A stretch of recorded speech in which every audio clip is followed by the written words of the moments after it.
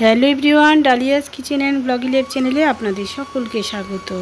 এখানে দেখতেই পাচ্ছেন আমি মুসুর ডাল নিয়েছি, আর মুসুর ডালটা আমি শুকনো খোলায় ভেজে নিচ্ছি ভালো করে।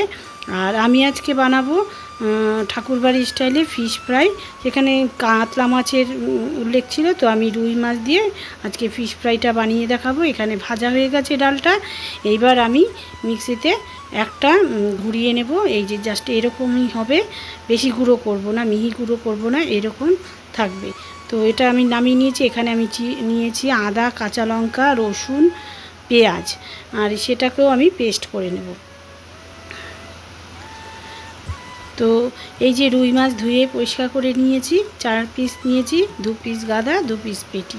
তো এখন ভালো করে নুন হলুদ মাখিয়ে নেব, ম্যারিনেশন করে নিতে হবে। তো নুন দিয়েছি স্বাদ অনুসারে, আর পরিমাণ মতো হলুদ দিয়ে দিলাম।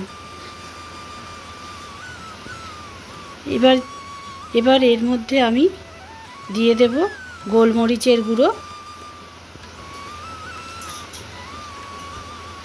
আর এই যে পেস্টটা করেছিলাম আদা, রসুন, কাঁচা লঙ্কা, সেই পেস্টটাও দিয়ে দিলাম, পেঁয়াজ।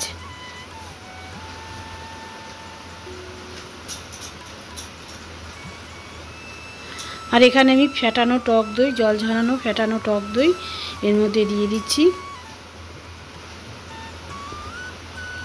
সব কিছুই পরিমাণ মতো নিয়েছি। আর এখন ভালো করে মাছের গায়ে আমি এগুলো মেখে নিচ্ছি। এটা আমি 30 মিনিটের জন্য ঢাকা চাপা দিয়ে রেখে দেব।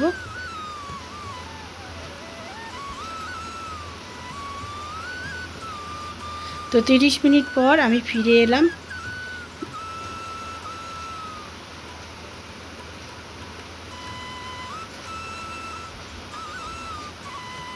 এখন এদিকে দেখুন, সেই যে ডালটা আমি গুঁড়ো করে রেখেছিলাম, ভাজা ডালটা, মুসুর ডাল, সেইটা আমি নিয়ে আসলাম।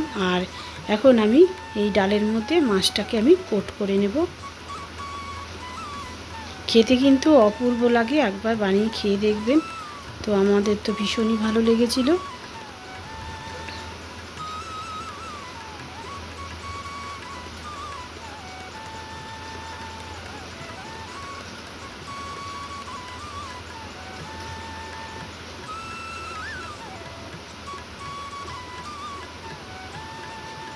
তো এইরকম চেপে চেপে পুরো মাছটাকে কোট করে নিয়েছি। এইভাবে প্রত্যেকটাই আমি করে নেব।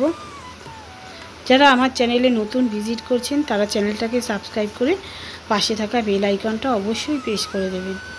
দেখুন সবকটা কিন্তু করা হয়ে গেছে। এবার আমি গ্যাসে কড়াই বসিয়ে দিয়েছি, আর দিয়ে দেব সর্ষের তেল।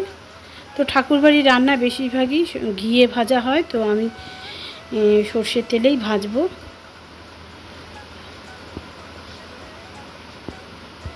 আপনারা চাইলে ঘিও ভাজতে পারেন। তো আমি সর্ষের তেলে ভেজে নিচ্ছি। আর এই যে গরম হয়ে গেছে তেল, এবার মাছগুলো আমি ছেড়ে দেব তেলের মধ্যে। তো গ্যাসের ফ্লেমটা কিন্তু এই সময় লো টু মিডিয়ামে রাখতে হবে। আর এই এক পিঠ ভাজা হলে উল্টে দিয়ে ধীরে ধীরে ভেজে নেব। গ্যাসের ফ্লেম আরেকটু কমিয়ে দিয়েছি আমি, যাতে ভেতরটা সুন্দরভাবে ভাজা হয়ে যায় আর ওপরটাও যাতে ক্রিস্পি হয়।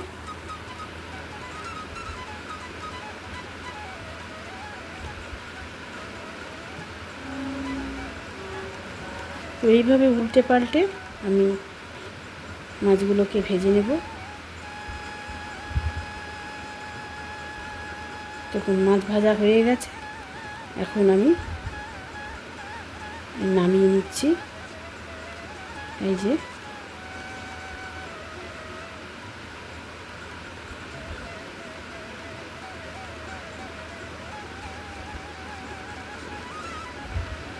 তো এবার বাকিগুলো ভেজে নেব।